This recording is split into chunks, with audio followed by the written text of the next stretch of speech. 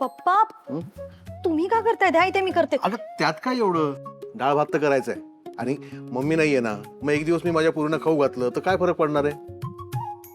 ते काही नाही पप्पा, हे बघा तुम्ही ना कामावरून येता, रोज दमून येता. द्या इथे मी करणार. अजिबात तू काय काय करायचं नाही. तर इथं बस, हे इथे इथं बस, इथं बस. अजिबात काही काम करायचं नाही. पण अगं जेवढ्या दिवस तू बापाच्या घरी आहेस ना, तेवढे दिवस अगदी राणीसारखी राहा. भरपूर झोप, आराम कर, उशिरा उठ. मी पामाला सांगतो माझ्या बायला लवकर उठवायचं नाही म्हणून.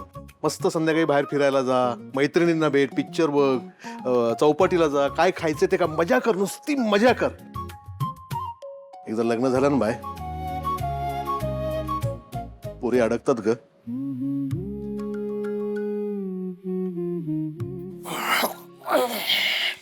पप्पा अगं काय करताय तुम्ही? असू दे ग, दे इकडे. लहानपणी ना रोज रात्री तू माझ्याकडून पाय चेपून घ्यायचीस. तुला झोप लागेपर्यंत मी पाय चेपायचं. पमा म्हणायचे अहो नको त्या सवयी नका लावू. मी म्हणायचो माझ्या लेकीचे एवढे नाजूक पाय आहेत, अगं यांच्या या पावलांनीच आपल्या घरात सुख शांती आली. मग याची काळजी आपण नाही घ्यायची तर कोणी घ्यायची? हा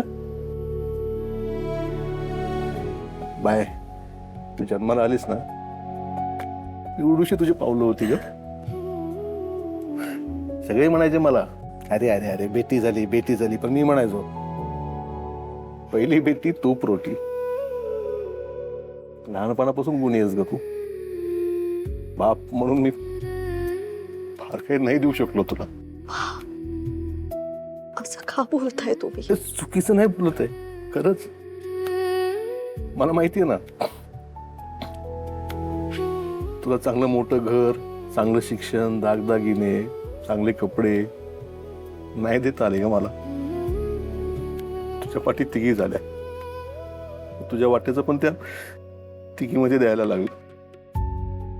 आता तुझं लग्न होतंय, माझ्या खिशाला झेपेल तेवढंच देऊ शकतो. बापाला माफ करशील? प्लीज असं नका बोलू. तुम्ही आम्हाला कधीच काहीच कमी पडू दिलं नाहीये.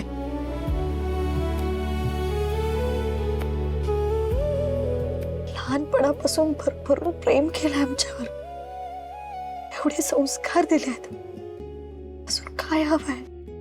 आणि तुम्हाला माहितीये तुम्ही आमचे खरे हिरो आहात. नेहमी आमच्या पाठीशी उभे राहता. माझ्या मुली माझा अभिमान आहे असं गर्वाने सांगता तुम्ही. एका मुलीला अजून काय हवंय?